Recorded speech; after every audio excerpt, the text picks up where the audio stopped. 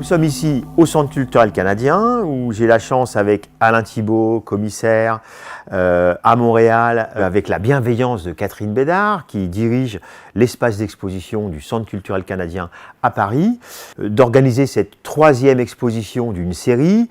Et donc ça s'inscrit dans la continuité d'une première exposition qui s'intitulait Human Learning, cette idée que nous avions peut-être à apprendre des machines et que peut-être on avait tout appris aux machines. Et que donc c'était une sorte de retour. Et on a comme ça exposé ensemble des artistes ayant une relation aux technologies contemporaines, donc le numérique et tout ce qui en décline.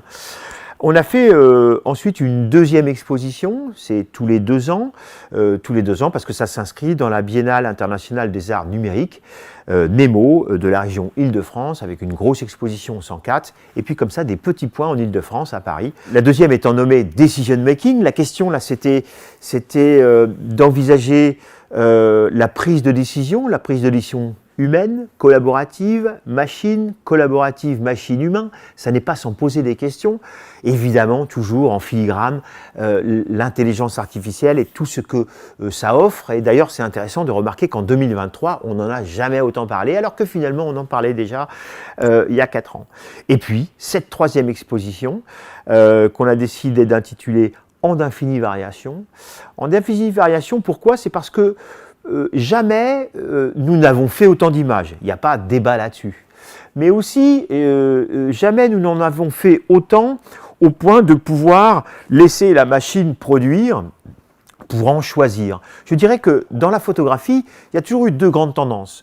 L'instant décisif qu'on évoquait avec cette 2e exposition dans cette trilogie d'art numérique, ou celles et ceux qui font quantité d'images et qui après vont choisir.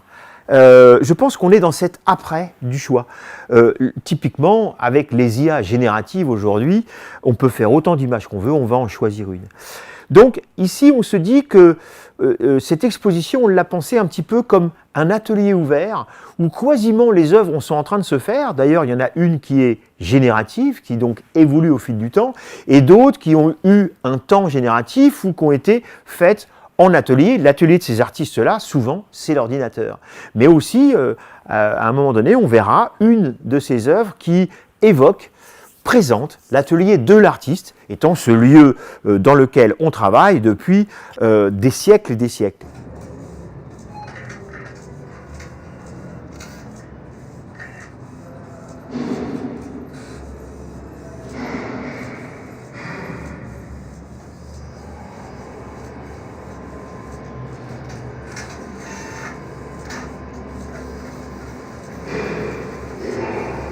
En refaisant le tour des gens qu'on a programmés cette année, ça va vraiment dans le sens, par exemple, des expositions que l'on fait chez Electra ou de la Biennale internationale d'art numérique, où on aime bien mélanger des artistes qui sont vraiment identifiés art visuel et d'autres artistes qui sont plutôt dans le créneau ou dans le réseau art numérique, les regrouper sous un même thème. Parce que bien sûr, la nouvelle génération d'artistes utilise les outils qui sont disponibles actuellement. Et puis, de plus en plus, les artistes travaillent bien sûr avec le numérique. Ils le cachent ou non. Et puis, ils en parlent pas. Mais ça dépend dans quel réseau ils se situent. Ouais. Nicolas Beyer est quand même c'est un artiste qui travaille beaucoup avec les outils numériques, mais il est vraiment dans le réseau art visuel, un peu comme Caroline Monet aussi, là, qui travaille aussi, qui utilise des moyens, des outils numériques, mais qui elle aussi est carrément dans le réseau art visuel, donc art contemporain.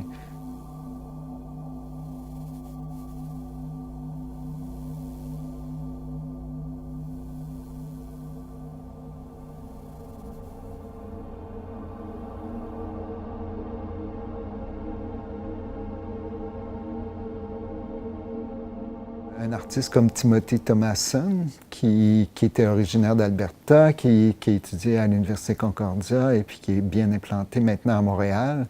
Lui travaille carrément, c'est un artiste du numérique qui utilise des outils du numérique pour leur spécificité, comme on mentionnait tout à l'heure, c'est sa pièce où il est carrément allé pêcher, chercher des personnages dans Google Street View qu'il replace dans des environnements un peu improbables.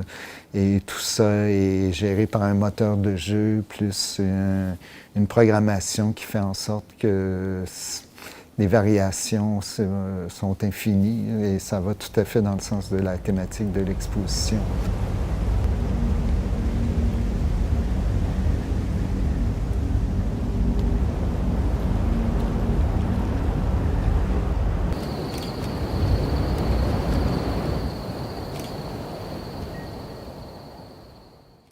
Et puis il y a nos amis Laurent Mignonneau et Christa Sommerer aussi, qui font des pièces interactives vraiment très intéressantes.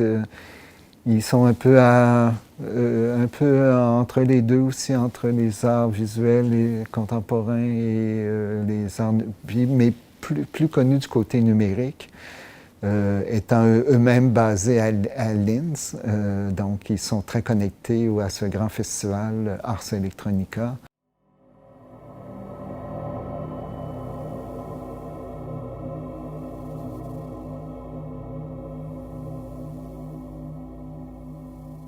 On renvoie avec cette exposition d'infinies variations au XIXe siècle. Au XIXe siècle où la question de la série, elle s'est singulièrement renforcée. Les artistes ont toujours travaillé en série. Ici, on est sur cette question des infinies variations et des artistes qui arrêtent la machine, arrêtent le calcul, arrêtent la computation pour avoir ce visuel.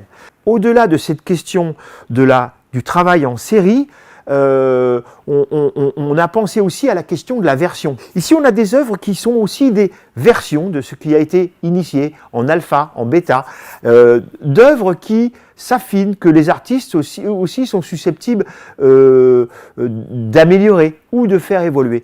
Elles ont différentes formes. Elles ont, je dirais, pour reprendre Duchamp, différents coefficients, non pas d'art, elles ont tout un coefficient d'art, mais elles ont aussi tout un coefficient de numérique. C'est-à-dire qu'il y en a qui sont pleinement numériques, on coupe l'électricité, on enlève l'ordinateur, elle n'existe plus. Mais il y a eu dans toutes ces œuvres, à un moment donné, un ordinateur, un algorithme, un process, un procédé, une technologie, le scanning, la génération, etc., etc.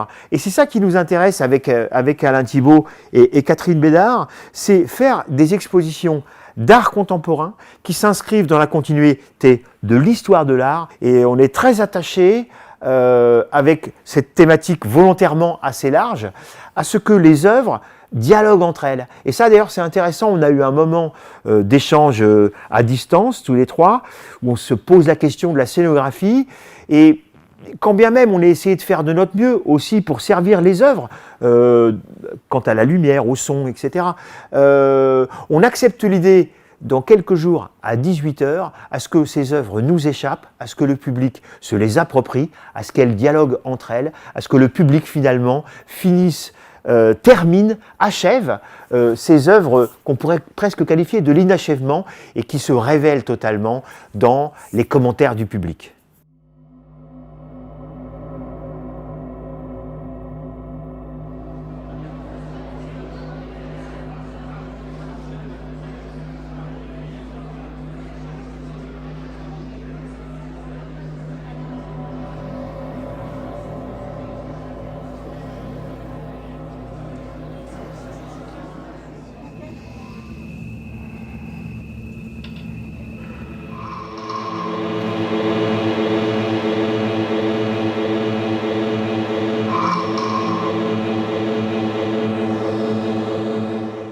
Pièce-là s'appelle Apollo 11 Dream ou Apollo 11 Dream.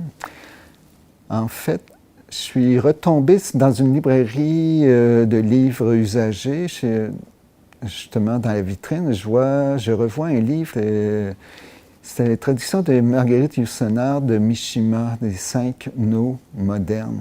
Et puis là, je me suis mis à imaginer de faire 5 pièces qui ferait référence au Théâtre Nou, mais qui traiterait de certains moments dans l'histoire spatiale. Pour le moment, la première pièce sur laquelle j'ai décidé de travailler, c'était le fameux atterrissage le 21 juillet 1969 d'Apollo 11 sur la Lune, en voulant imaginer une finale alternative.